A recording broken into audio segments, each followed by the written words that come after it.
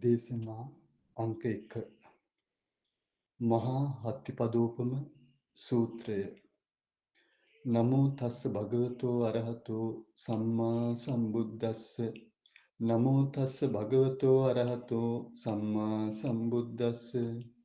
නමෝ තස්ස භගවතෝ අරහතෝ සම්මා සම්බුද්දස්ස. සාරිපුත්තෝ පඤ්ඤාය සීලේන උපසමේනච යෝහි පාරගතෝ භික්ඛු ඒතාව පරමෝසියාති. සීලේනුත් සමාධියනුත් ප්‍රඥාවෙනුත් මුළු ආර්ය අෂ්ටාංගික මාර්ගයෙන්ම සසරෙන් එතරට වැඩිය මහරහතන් වහන්සේලා අතර මේ සා අද්විතීය මුනිවරයෙක් දසබලයන් වහන්සේ ඇරුණුකොට දෙවියන් සහිත ලෝකයේ ආයනම් කෙනෙක් විද්‍යාමාන වෙන්නේ.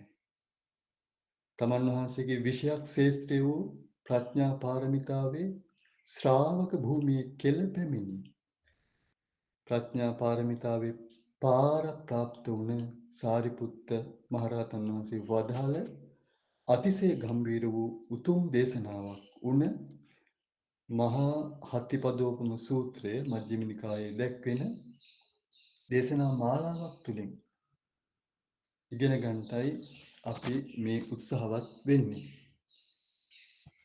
සියලු දේ අභියසම සමසිතක් පවත්වන ආකාරය මේ දේශනාවෙන් කියලා දෙන අපේ මහතෙරුන් වහන්සේ විශේෂයෙන්ම අපිට ඉදිරියේදී අපායේ උපතක් සකස් කරලා දෙන අර්ථ සාධක කර්ම ජවන චිත්ත වේති නවත්ව ගන්න හැටි විවිධ විචිත්‍ර ලෙස කියලා දෙනවා. ඒ වගේම ඉපදෙන මැරෙන සංසාරයේ අක්මුල් සිඳින ආකාරයේ විචිත්‍ර ලෙස කියලා දෙනවා. භවයේ අතරක නොරදා නිවනට පැමිණෙන ආකාරය තමන් වහන්සේ ගෙවෙන සසරේ ඒකාසංක කල්පලක්ෂයක් පුරාවට පැතු ප්‍රඥාවේ අනුහසින් වේනීය ජනයන්ගේ හිතසුව පිණිස කියලා දෙනවා. පුදුම ලස්සන දේශනාවක්.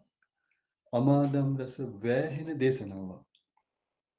ලොවෙහි අසදිස මුනි රජුන් වූ මහා පැනවතානම් වූ මහා නැනවතානම් වූ දසබලයන් වහන්සේ ඇරුණුකොට මෙවන් ධර්මපරයයක් දේශනා කරන්නට වෙන කවුරු නම් මේ කෙළලක්ෂයක් ලෝක ධාතුවේ සමත් වෙයිද? ඉතින් මහා ප්‍රඥය සාරිපුත්ත මහරහතන් වහන්සේ වේනීය ජනයන්ගේ හිතසුව පිණිස දේශනා කර උතුම් ධර්ම පරයයක් වූ මහා හත්තිපදෝපම සූත්‍රය අපි මේ දේශනාවේ සිට දීර්ඝ දේශනා මාලාවක් ඔස්සේ සාකච්ඡා කරන්නටයි උත්සාහවත් වෙන්නේ. මජ්ක්‍ධිම නිකායේ ඕපම වග්ගයේ සඳහන් වෙන මේ සූත්‍ර දේශනාව මහා හත්තිපදෝපම සූත්‍රය. ඒවම් මේ සුතං ඒකං සමයං භගවා සාවත්‍යං විහෙරති ජේතවනේ අනාථ පිණ්ඩිකස්ස ආරාමේ. ඒ දවස්වල භාග්‍යවත් අරහත් සම්මා සම්බුදුරජාණන් වහන්සේ වැඩ සිටියේ සවැත් නුවර ජේතවනාරාමේ අනාථ පිණ්ඩික සිටුතුමා විසින් තනවා ගෞතම බුදුසසුනට පූජා කරපු ආරාමය. තත්‍රකෝ ආයස්මා සාරිපුත්තෝ බික්ඛු ආමන්තේසි ආවුසෝ බික්ඛවෝති ආවුසෝති කෝතේ බික්ඛු ආයස්මතෝ සාරිපුත්තස්ස පච්චස්සෝසු ආයස්මා සාරිපුත්තා ඒතදවෝච ආයස්මා සාරිපුත්තෝ ඒතදවෝච. ඉතින් සාරිපුත්ත මහරහතන් වහන්සේ රැස්වුණු භික්ෂු සංඝයාට ප්‍රිය ආයුෂ්මත්නි කියලා ආමන්ත්‍රණය කළා. ස්වාමීන් වහන්සේලාත් සාරිපුත් ස්වාමීන් වහන්සේට පිළිවදන් දුන්නා. ඉතින් සාරිපුත්ත ස්වාමීන් වහන්සේ තමයි මේ උතුම් දේශනාව දේශනා කොට වදාළේ. ඉතින් මේ දේශනාවේ අපිට අපි සසරේ ගමන් කරන සත්වයන් විදිහට මේ බිහිසුණු සංසාරයට වැටිලා යන ගමනේදී අපිට මේ ජීවිතයේදී ලෝභ මූලසිත, දේශ මූලසිත, මෝහ මූලසිත උපදිනවා. තේසිත කර්ම සාධන පටිසන්ධිදායක කර්ම සාධන චිත්ත වීතියක් වෙන්නේ චිත්ත වීති 3ක් පසු වුණාට පස්සේ. ඒ කියන්නේ අපිට ලෝභයක් යම් රූපාරම්මණයක්, සද්ධාරම්මණයක් හෝ යම් අරමුණු කරගෙන රාගයක් ඇති වුණොත් ඊට පස්සේ ඒ චිත්ත වීතියට පස්සේ දුවන අනුබද්ධන චිත්ත වීති 3කින් තමයි 3කට පස්සේ තමයි අපිට අපාය උපතක් සකස් කරලා දෙන කර්ම සාධන අකුසලයක් රැස් වෙන්නේ. ඉතින් ඒක නවත්ව ගන්න හැටි මේ උතුම් දේශනාවේදී ඉදිරියට සාකච්ඡා කරනවා. ඉතා වටිනා කාරණයක් මේක. එතකොට අපි අපාය උපතක් කරා දෙගෙන යන්නේ ditthිය විචිකිච්ඡාව ධර්මය නොසිඳුණු නිසා. ඒ ධර්මයන් සිඳින ආකාරය මේ උතුම් දේශනාවේදී කියලා දෙනවා. හරිම ලස්සන දේශනාවක්. හරිම වටිනා දේශනාවක්. ඉතා කැපවීමෙන් ගොඩාක් ගම්බීර දේශනාවක්. ගැඹුරු දේශනාවක්. අපිට තේරෙන හැටියෙන් අපි දුර්වල ප්‍රඥාවක් තියෙන ඇත්තන් වුණත් අපිට හැකිය ආකාරයෙන් මේ දේශනාව සාකච්ඡා කරන්න උත්සාහවත් වෙනවා. මහන්සි වෙලා තේරුම් ගන්න ඕන. ඉතින් මේ දේශනාවේදී සාරිපුත්ත මහරහතන් වහන්සේ දේශනා කරන්න උත්සාහ කරන්නේ චතුරාර්ය සත්‍ය ධර්මය තා ලස්සන පරයයකින්.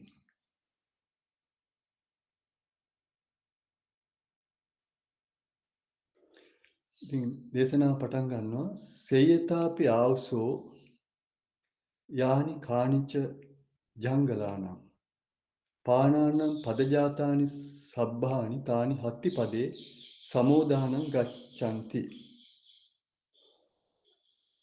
ප්‍රියාස්මත්නි මේ පොළවේ සැරිසරන සත්‍යයන් අතර යම්කිසි පාදයක් තියෙනවාද? හස්ති පාදයක් තියෙනවාද? හත්ති පදං තේසං අග්ගමක්ඛයති යදිදං මහත්තේන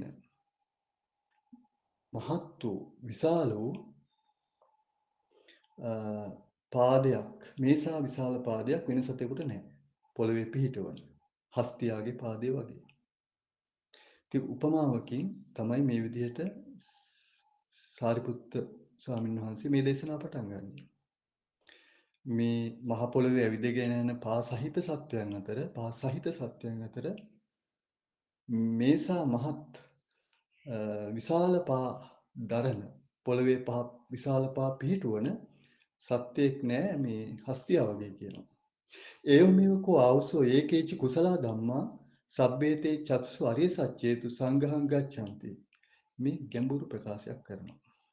මෙන්න මේ ප්‍රකාශය අපි ඉදිරි දේශනා ගණනාවකදී සාකච්ඡා කරලා සරලව තෝරන්න උත්සාහවත් වෙනවා.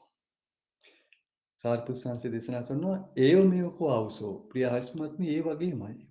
ඒකේච කුසල ධම්මා යම් කුසල ධර්මයක් ඇද්ද යම් තා කුසල ධර්ම ඇද්ද සබ්බේතේ චතුසු අරිය සත්‍යේසු සංඝං ගච්ඡanti. ඒ සියලු කුසල ධර්මයන් චතුරාර්ය සත්‍යයට සංග්‍රහ වෙනවා. එතකොට චතුරාර්ය සත්‍යයේ තියෙන්නේ කුසල ධර්ම විතරක් නෙමෙයි. මේ ප්‍රකාශයේ සාරිපුත්‍ර සංඝසේ මෙහෙම කරන්නේයි කියලා අපි විස්තර විභාග වශයෙන් ඉදිරි දේශනාවලදී කතා කරනවා. මොකද චතුරාර්ය සත්‍යයේ සත්‍ය එකමාරක විතරයි කුසල ධර්මයන් සංග්‍රහ වෙන්නේ.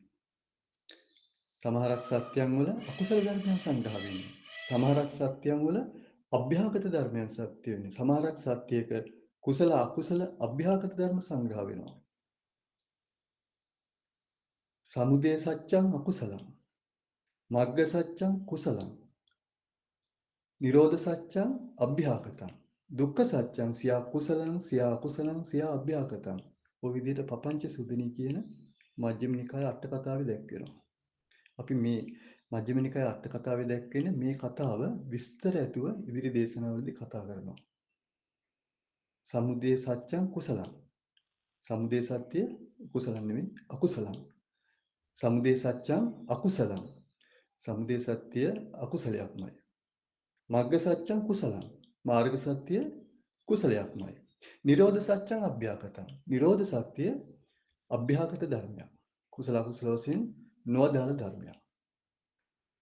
ඒ සත්‍ය තුන වෙන වශයෙන් දක්වන්න පුළුවන්. සමුදය සත්‍ය අකුසලං, මග්ග සත්‍යං සමුදය සත්‍යං අකුසලං, මග්ග සත්‍යං කුසලං, නිරෝධ සත්‍යං අභ්‍යාකතං. නමුත් දුක්ඛ සත්‍ය දුක්ඛ සත්‍යං සියා කුසලං සියා අකුසලං සියා අභ්‍යාගතං. කොටසක් දුක්ඛ සත්‍ය කොටසක් කුසල. කොටසක් අකුසල. කොටසක් අව්‍යාකෘත. ඉතින් මේ පරයය මේ සාරිපුත්‍ර සන්නාසේ ඇයිද